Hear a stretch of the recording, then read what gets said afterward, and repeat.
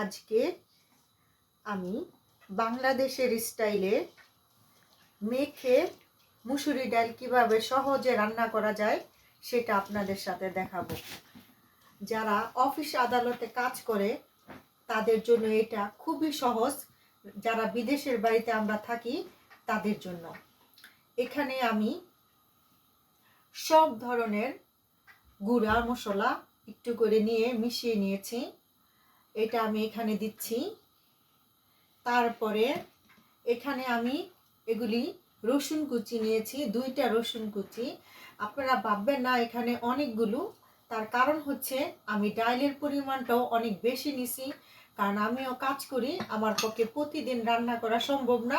সেই জন্য এই যে দেখেন আমি কতগুলো ডাল নিছি, প্রায় আধা কেজির উপরে। আর এখানে হচ্ছে আমি এই পেঁয়াজ দিব, আপনারা আপনাদের ইচ্ছা অনুযায়ী দিবেন। আমি বেশি করে দিচ্ছি কারণ যত পেঁয়াজ আমি দিব টেস্ট তত বেশি হবে। তাছাড়া আমি যেহেতু এটা 3-4 দিনের হিসাব করে রান্না করতেছি, সেই জন্য আমি এটা হইতেছে এই এতগুলো পেঁয়াজ দিছি।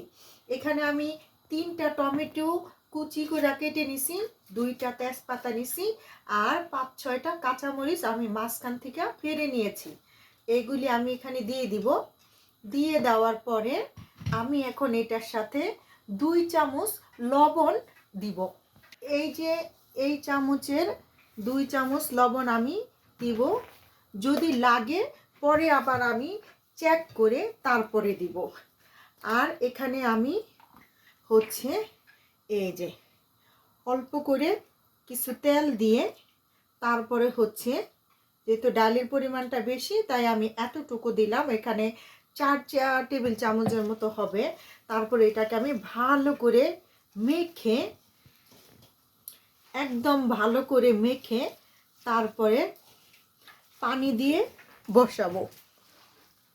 এই যে দেখেন আমি এভাবে মেখে বসাবো। এটা আর আমাকে বাগার দিতে হবে না, অন্য কোনো ঝামেলাই না।